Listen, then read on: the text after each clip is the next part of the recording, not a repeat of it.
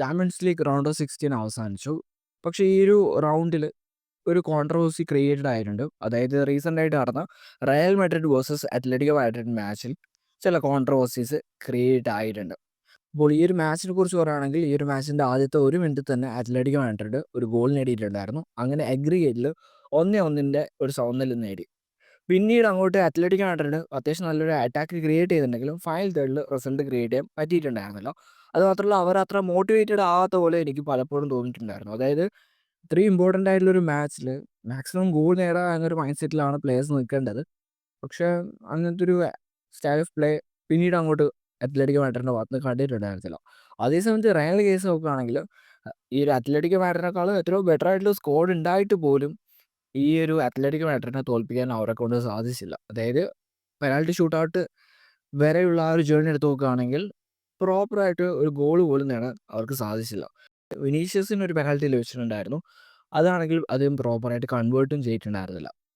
അത് കഴിഞ്ഞ് penalty shoot ഔട്ടിലേക്ക് പോയി. പെനാൽറ്റി ഷൂട്ട് ഔട്ടിൻ്റെ കേസിലേക്ക് വരുമ്പോൾ റയൽ തന്നെ ആയിരിക്കും ഫേവറേറ്റ്സ്. കാരണം കോട്ട നല്ല രീതിയിൽ സേവ്സ് നടത്തും. അത് ഏറെക്കുറെ കൺഫേം ആയിട്ടുള്ളൊരു കാര്യമാണ്.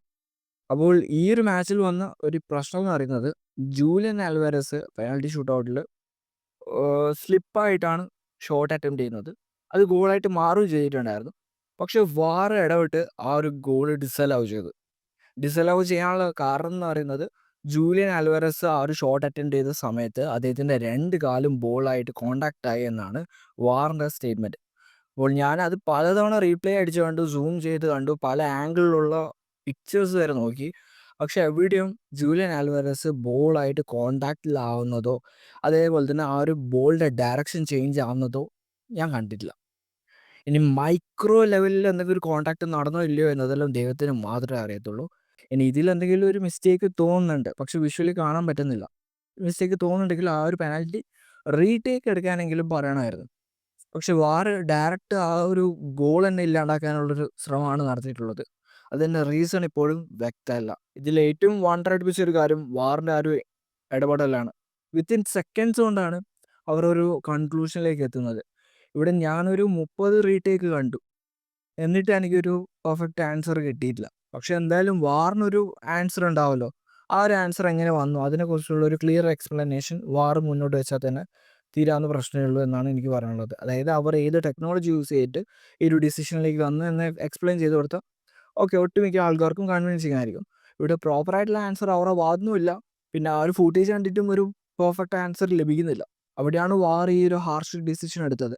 ശരിക്കും എൻ്റെ ഒരു ഒപ്പീനിയനിൽ വാർ ഒരു പെനാൽറ്റി റീടേക്ക് നടത്താനുള്ള ഒരു പെർമിഷൻ കൊടുക്കണമായിരുന്നു, ഇങ്ങനത്തെ ഒരു ഡൗട്ട് ഉണ്ടെങ്കിൽ.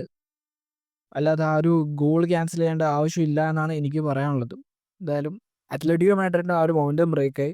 റയലിനാണെങ്കിൽ അത് അഡ്വാൻറ്റേജ് ആയിട്ട് മാറി. അങ്ങനെ പെനാൽറ്റി ഷൂട്ട് ഔട്ടിൽ റയൽ വിൻ ചെയ്യുകയാണ് ചെയ്തത്. അപ്പോൾ റയൽ മാഡ്രിഡിന് നല്ല ലക്കുണ്ട്.